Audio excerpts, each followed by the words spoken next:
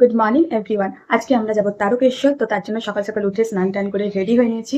তো অনেক বছর পর, একদম ছোটবেলায় আমি গেছিলাম তারকেশ্বর। তো অনেক বছর পর আমি তারকেশ্বর যাচ্ছি, আবার সেটা শ্রাবণ মাসে। তো জানি প্রচুর ভিড় হবে। তো দেখা যাক কি এক্সপিরিয়েন্স হয় সেখানে গিয়ে। আর হচ্ছে আমি মা বোন তিনজনে যাচ্ছি আমাদের বাড়ি থেকে। আর স্টেশনে গিয়ে হচ্ছে আমার এক দিদা আর দিদার ছেলে মেয়ে আর সাথে এক মামার সাথে মিট হবে, তারাও আমাদের সাথে যাবে। তো পুরো ব্লগটা হচ্ছে তোমরা দেখতে থাকো আমরা কি করছি আজ আর কাল দুদিন মিলে। তো চলো বেরিয়ে পড়ি। আমরা তো এদিকে রেডি হয়ে হচ্ছে বেরিয়ে পড়েছি।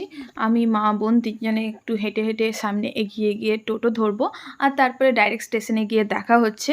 আর এই দেখো স্টেশনে আমরা পৌঁছে গেছি, আর এখানে দিদা, সুমি, শম্ভু এরাও এসে গেছে। তো এই আমাদের ট্রেন ঢুকলো বলে ট্রেনে উঠে আমরা যে যার সিটে চলে যাই। এই সাইডে ছিলাম আমি, মা আর বোন, আর অপোজিট সাইডে বসেছিল বাকি সবাই। তো এরপরে হচ্ছে আমাদের ট্রেনও হচ্ছে চলতে শুরু করেছে। এরপরে ডাইরেক্ট আমরা হাওড়া গিয়ে সেখান থেকে ট্রেন চেঞ্জ করে তারকেশ্বর লোকালে করে তারকেশ্বর যাব। তো এই ট্রেনে যেতে যেতে আমরা হচ্ছে টুকিটাকি চকলেট খাচ্ছিলাম, আর এদিকে হচ্ছে একটা বাউল দাদুও ট্রেনে উঠেছিল, খুব সুন্দর গান গাইছিল।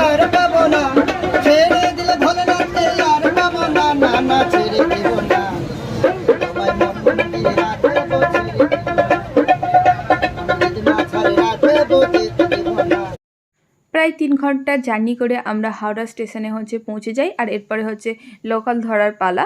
লোকাল ধরে হচ্ছে আমরা তারকেশ্বরেও পৌঁছে গেলাম প্রায় 1টার দিকে। আর ট্রেনটা না প্রচুর ভিড় ছিল, তাই ট্রেনে ওঠার আর হচ্ছে ভিডিও বানাতে পারিনি। আর এরপরে স্টেশন থেকে নেমে আমরা এরপরে ডাইরেক্ট যাব হচ্ছে রুম দেখার জন্য, কারণ আজকে রাতে আমরা এই তারকেশ্বরেই স্টে করব। আর এই দেখো হচ্ছে এই দুই সাইডে হচ্ছে কত হচ্ছে দোকান বসেছে, যেহেতু এখন শ্রাবণী মেলা চলছে এখানে। আর এই সোজা হাঁটার পরে 5 মিনিট আমরা পৌঁছে যাই দুধপুকুরের পাশে। আর এই দুধপুকুরের পাশেই আমরা নিয়েছিলাম আমাদের রুম। এই যে দেখতে পাচ্ছ দুধপুকুর, তার সামনেই হচ্ছে এখানে যে হোয়াইট কালারের লজটা দেখছো, এখানেই আমরা থাকবো। আর এই লজটা না বেশ ভালো ছিল, নিট অ্যান্ড ক্লিন ছিল, তো তাই জন্য আমরা এখানেই স্টে করব ঠিক করেছি।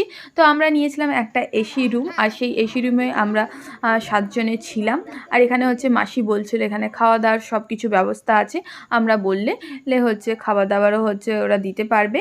এরপরে একটু ফ্রেশ হয়ে আমরা চলে যাই হচ্ছে পুজো দেওয়ার জন্য। তো প্রথমেই আমরা হচ্ছে যাওয়ার আগে ঘট কিনে নিই, কারণ ঠাকুরের মাথায় জল ঢালার জন্য আমাদের ঘট লাগবে, যে ঘটে আমরা জল নিয়ে যাব।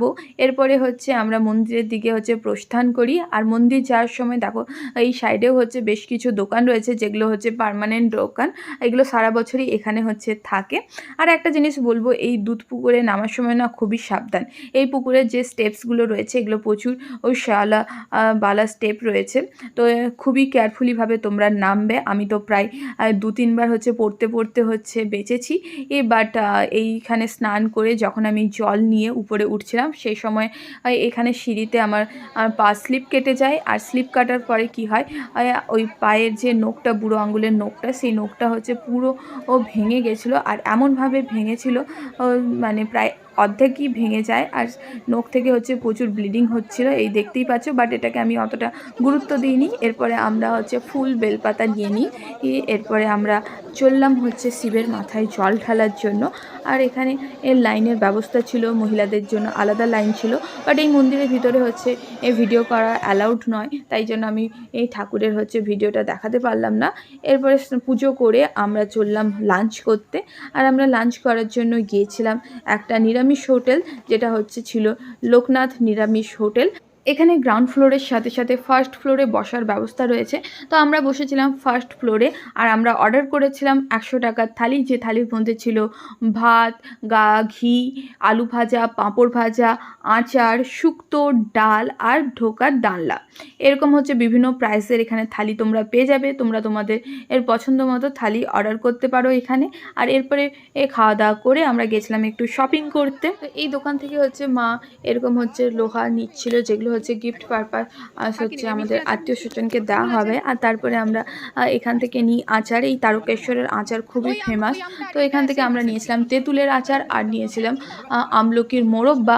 এরপরে হচ্ছে এই দোকান থেকে হচ্ছে মা একটা তামার ঘট নেয় ঠাকুরের পুজোর জন্য। আর এরপরে এই আদি যোগীর মূর্তি আমরা কয়েকটা হচ্ছে পারচেস করি। এরপরে প্রসাদ হিসেবে এখানে আমরা মিষ্টি নিচ্ছিলাম। এরপরে চলে যাই রুমে। আর তারপরে কিছুক্ষণ রেস্ট নিয়ে সন্ধ্যেবেলায় গিয়েছিলাম সন্ধ্যা আরতি দেখার জন্য। তো চলো মন্দিরে গিয়ে হচ্ছে তোমাদের আজকে দেখাচ্ছি এখানে মন্দিরে কীরকম সন্ধ্যা আরতি হয়। তো প্রথমে আমরা এখানে হচ্ছে ঠাকুরকে হচ্ছে কর্পূর ও দিয়ে হচ্ছে পুজো ও দেখাই, আর তারপরে হচ্ছে মোমবাতি আর ধূপ দিয়ে ঠাকুরকে আরতি করে এখানে সেগুলো হচ্ছে লাগানোর ব্যবস্থা ছিল। তো সবাই এখানে হচ্ছে লাগিয়ে নিই, আর ধীরে ধীরে হচ্ছে ভিড় বাড়তে শুরু করে, যেহেতু কালকে হচ্ছে সোমবার আর আজকে যেহেতু সানডে ছিল তাই একটু ফাঁকা ছিল মন্দির, বাট রাত থেকে হচ্ছে ভিড় ধীরে ধীরে বাড়তে শুরু হয়।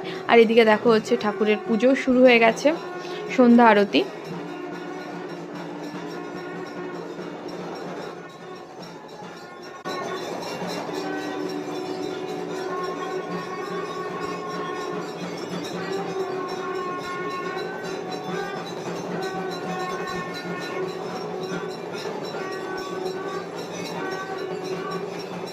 সন্ধ্যা আরতি করার পর আমি গেছিলাম মেডিকেল ক্যাম্পে এই আঙুলটা হচ্ছে ফার্স্ট এড করার জন্য, কারণ এটা যেখানে সেখানে লেগে গিয়ে ব্লিডিং হচ্ছিল, আর সাথে হচ্ছে আমাকে কিছু মেডিসিন দিয়েছিল খাওয়ার জন্য যাতে ব্যথা না হয়।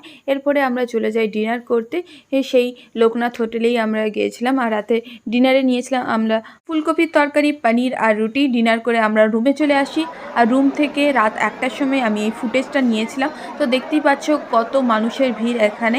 তো রাত বাড়ার সাথে সাথে ভিড়ও বাড়ছে, কাল সকালে কত ভিড় হবে সেটা তো বুঝতেই পারছো এই ভিড় দেখে। কালকে সারাদিনের একটা আলাদা ব্লগ আসবে, তাই সাথে থেকো আর হচ্ছে ব্লগগুলো দেখতে থেকো।